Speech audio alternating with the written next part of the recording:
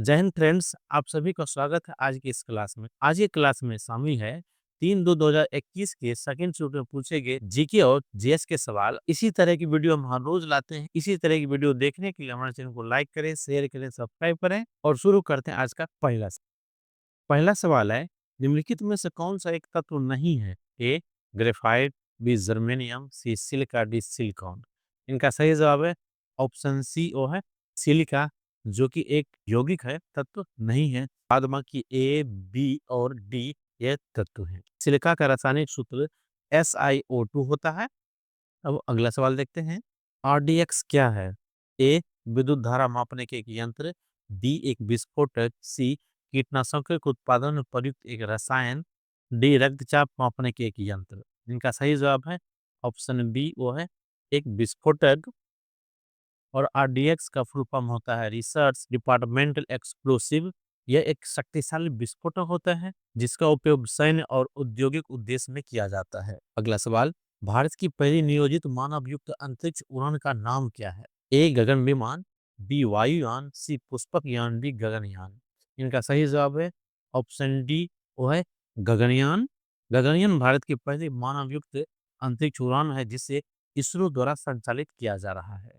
अगला सवाल, निम्नलिखित में से वह यूजर इंटरफेस एलिमेंट कौन कौन से हैं जो एक छोटे टिमटिमाते प्रतीक के रूप में डेस्कटॉप पे मौजूद होते हैं? A shortcut, B icon, C cursor, D taskbar. इनका सही जवाब है ऑप्शन सी, ओ है कर्सर। कर्सर स्क्रीन पर एक टिमटिमाते हुए प्रतीत होता है जो माउस या कीबोर्ड द्वारा संचालित होता है। अगला सवाल, आकाश का नीला रंग निम्न में से किसके कारण होता है? ए प्रकाश का परिकर्णन, बी प्रकाश का विवर्तन, सी प्रकाश का विकिरण, डी प्रकाश का अपवर्तन। इनका सही जवाब है ऑप्शन ए, वो है प्रकाश का परिकिरणन। सूर्य के प्रकाश का छोटे कणों द्वारा परिकिरणन होने के कारण नीला रंग अधिक फैल जाता है और आकाश का रंग नीला दिख। अगला सवाल, निम्नलिखित में से कौन सी एक उपास्थितिक युक्त मछली है? ए सेमन, बी रेहू, सी शार्क, डी टूना। इनका सही जवाब है ऑप्शन सी, ओ है शार्क। शार्क उपास्थितिक युक्त मछली होती है जबकि अन्य मछली हड्डीदार मछलियां होती है। अगला सवाल, भारतीय वन अनुसंधान संस्थान कहाँ स्थित है? ए त्रिवेंद्रम, बी गुवाहाटी, सी शिमला, डी देहरादून। इनका सही जवाब है ऑप्शन डी, वो है देहरादून में। भारतीय वन अनुसंधान संस्थान यानी FRI उत्तराखंड के देहरादून में स्थित है और यह वन अनुसंधान का एक प्रमुख केंद्र है। अगला सवाल, कंप्यूटर मॉनिटर को किस नाम से भी जाना जाता है? ए CPU, बी LED, सी CCTV, डी VDU। इनका सही जवाब है ऑप्शन डी, वो है VDU। कंप्यूटर मॉनिटर को वीडियो डिस्प्ले यूनिट यानी VDU भी कहा जाता है। अगला सवाल, यदि कोई बिलियन नीले रंग के लिटमस पेपर को लाल रंग में बदल देता है तो इस बिलियन का पीएच मान क्या होगा? ए 7, बी 7 से अधिक, सी 14, डी 7 से कम। इनका सही जवाब है ऑप्शन डी, वो है 7 से कम। अम्लीय बिलियन का पीएच 7 से कम होता है और यह नीले लिटमस पेपर को लाल कर देता है। अगला सवाल, दंत चिकित्सकों द्वारा रोगियों के दांत के बड़े प्रतिबिंब देखने के लिए किस प्रकार के दर्पण का उपयोग किया जाता है? ए अवतल दर्पण, बी गोलीय दर्पण, सी उत्तल दर्पण, डी समतल दर्पण। इनका सही जवाब है ऑप्शन ए, वो है अवतल दर्पण। अवतल दर्पण बड़ा और स्पष्ट प्रतिबिंब प्रदान करता है, इसलिए दंत चिकित्सक इसका उपयोग करते हैं। अगला सवाल, गंगा एक्शन प्लान का मुख्य उद्देश्य क्या है? ए गंगा जल का पेयजल के रूप में पर्याप्त उपयोग, बी गंगा नदी में प्रदूषण की कमी, सी गंगा जल का सिंचाई के लिए पर्याप्त उपयोग, डी जल विद्युत उत्पन्न करने के लिए गंगा जल का उपयोग। इनका सही जवाब है ऑप्शन बी, वो है गंगा नदी में प्रदूषण की कमी। गंगा एक्शन प्लान 1985 में गंगा नदी को स्वच्छ बनाने के लिए शुरू किया गया था। अगला सवाल, वह बल जो पृथ्वी को अपनी धुरी पर घूर्णन करने के कारण उत्पन्न होता है और हवा की दिशा को प्रभावित करता है, उसी क्या कहा जाता है? ए गुरुत्वाकर्षण बल, बी कोरियोलिस बल, सी डायप्रबलता बल, डी घर्षण बल। इनका सही जवाब है ऑप्शन बी, वो है कोरियोलिस बल।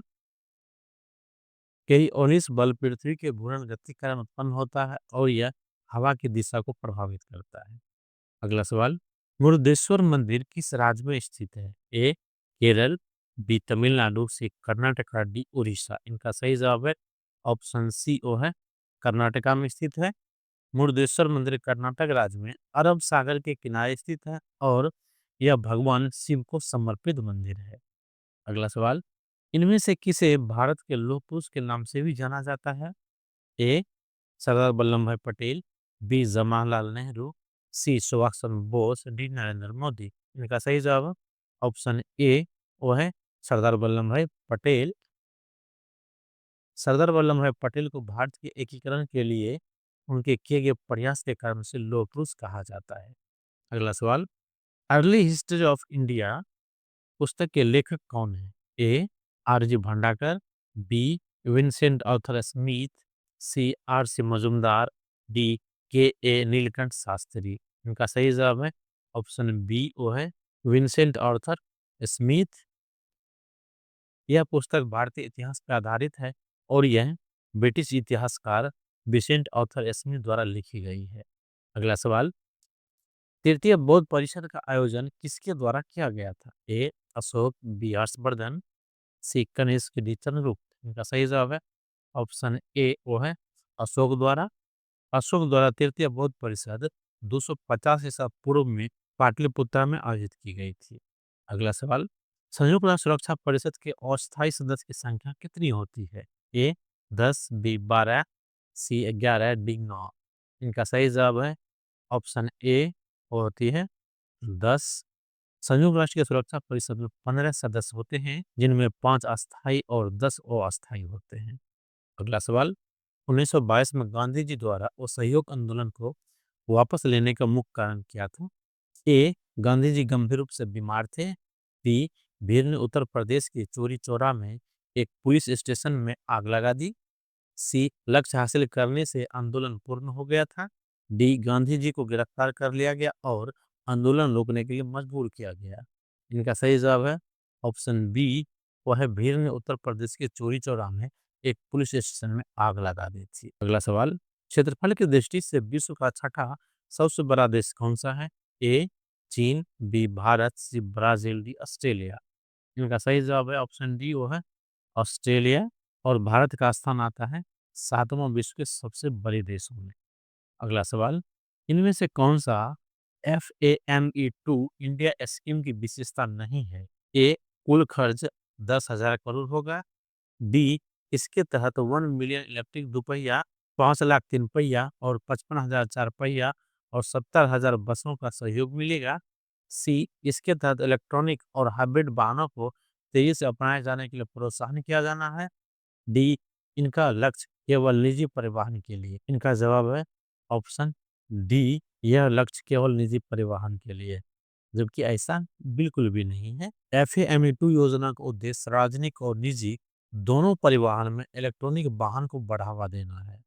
अगला सवाल, नाबार्ड का सही रूप क्या है? A national bank for agriculture and rural development, D national bank for agriculture related development, C national bank for Asian research development, D national bank for agriculture and resource development. इनका सही जवाब है ऑप्शन ए और national bank for agriculture and rural development. NABARD Bharat में कृषि और ग्रामीण विकास को बढ़ावा देने के लिए प्रमुख बैंकिंग संस्थान है। अगला सवाल, कितने भारतीय राज्यों की सीमाएं नेपाल से जुड़ी हुई है? ए 4, बी 8, सी 3, डी 5। इनका सही जवाब है ऑप्शन डी वो है 5। नेपाल से लगते हुए भारतीय राज्य उत्तराखंड, उत्तर प्रदेश, बिहार, पश्चिम बंगाल और सिक्किम है। अगला सवाल, नीति आयोग के पहले अध्यक्ष कौन थे? ए अभिकांत दास, बी अरविंद पोखरिया, सी अरुण जेटली, डी नरेंद्र मोदी। इनका सही जवाब ऑप्शन डी वो है नरेंद्र मोदी, क्योंकि इनके जो अध्यक्ष होते हैं वो प्रधानमंत्री होते हैं। नीति आयोग के पहले अध्यक्ष भारत के प्रधानमंत्री नरेंद्र मोदी थे। भारत इनमें से किस संगठन का सदस्य नहीं है? ए संघाई कॉरपोरेशन ऑर्गेनाइजेशन, बी संयुक्त राष्ट्र, सी नॉर्थ अटलांटिक ट्रीटी ऑर्गेनाइजेशन यानी नोटा, यानी नाटो, डी G20। इनका सही जवाब है ऑप्शन सी वो है नाटो का सदस्य इंडिया नहीं है, और जबकि पाकिस्तान नाटो का सदस्य है। नाटो एक सैन्य संगठन है जिनमें भारत सदस्य नहीं है। अगला सवाल, इनमें से किस अवसर पर चंद्र ग्रहण होता है? ए पूर्णिमा, बी अमावस्या, सी प्रथम क्वाड्रेंट, डी तृतीय क्वाड्रेंट। इनका सही जवाब है ऑप्शन ए वो है पूर्णिमा में। जब भी चंद्र ग्रहण लगती है तो वह पूनम को ही लगती। चंद्र ग्रहण पूर्णिमा के दिन तब होता है जब पृथ्वी सूर्य और चंद्रमा के बीच में आ जाती है। इधर सूर्य है, इधर चंद्रमा है, और बीच में पृथ्वी आ जाता है। अगला सवाल, कालिदास सम्मान पुरस्कार किस राज्य सरकार द्वारा शुरू किया गया है? ए महाराष्ट्र, बी मध्य प्रदेश, सी छत्तीसगढ़, डी राजस्थान। इनका सही जवाब है ऑप्शन बी वो है मध्य प्रदेश। कालिदास सम्मान मध्य प्रदेश सरकार द्वारा कला और संस्कृति क्षेत्र में दिया जाता है। अगला सवाल, अलीपुर बम कांड में कौन शामिल था? ए रामप्रसाद बिस्मिल, बी चंद्रशेखर आजाद, सी श्री अरविंद घोष, डी भगत सिंह। इनका सही जवाब है ऑप्शन सी वो है श्री अरविंद घोष। 1908 में हुए अलीपुर बम कांड में अरविंद घोष का नाम आया था, लेकिन बाद में उन्हें बरी कर दिया गया था। अगला सवाल, अनुच्छेद 78 के अंतर्गत मंत्रिपरिषद के सभी निर्णय के बारे में राष्ट्रपति को कौन सूचित करेगा? ए विदेश मंत्री, बी उपराष्ट्रपति, सी गृह मंत्री, डी प्रधानमंत्री। इनका सही जवाब है ऑप्शन डी वो है प्रधानमंत्री। आर्टिकल 78 के अनुसार प्रधानमंत्री मंत्रिपरिषद के सभी निर्णयों की जानकारी राष्ट्रपति को देते हैं। अगला सवाल, भारत की केंद्र सरकार द्वारा भारतीय योजना आयोग को कब भंग कर दिया गया था? ए 2010, बी 2015, सी 2014, डी 2000। इनका सही जवाब है ऑप्शन सी, इसे 2014 में भंग कर दिया गया था। 1 जनवरी 2015 से नीति आयोग योजना आयोग की जगह कार्यरत हुआ। अगला सवाल, सोनल मानसिंह किस क्षेत्र के लिए प्रसिद्ध है? ए खेल, बी नृत्य, सी गायन, डी अभिनय। इनका सही जवाब है ऑप्शन बी वो है नृत्य। सोनल मानसिंह भारतीय शास्त्रीय नृत्य के एक प्रसिद्ध कलाकार हैं। लोकसभा के प्रथम आम चुनाव कब घोषित हुए थे? ए 1949-1950, बी 1953-54, सी 1951-52, डी 1957-58। इनका सही जवाब है ऑप्शन सी वह 1951-52। भारत के पहले आम चुनाव 1951-52 में हुआ था। अगला सवाल, अजमेर की सूफी संत से संबंधित है? ए ख्वाजा मोइनुद्दीन चिश्ती, बी बाबा फरीद, सी नंदबाज गेसुदराज, डी ख्वाजा निजामुद्दीन औलिया। इनका सही जवाब है ऑप्शन ए वो है ख्वाजा मोइनुद्दीन चिश्ती। अगला सवाल, भारत सरकार के किस मंत्रालय ने वस्तु एवं सेवा कर अधिनियम 2017 प्रकाशित किया था? ए वित्त मंत्रालय, बी प्रधानमंत्री कार्यालय, सी कारपोरेट मामले के मंत्रालय, डी विधि और न्याय मंत्रालय। इनका सही जवाब है ऑप्शन ए वो है वित्त मंत्रालय। अगला सवाल, ऐसे ही महत्वपूर्ण वीडियो हम रोज लाते रहते हैं। ऐसे ही महत्वपूर्ण वीडियो देखने के लिए हमारे चैनल को लाइक करें, शेयर करें, सब्सक्राइब करें। शुक्रिया।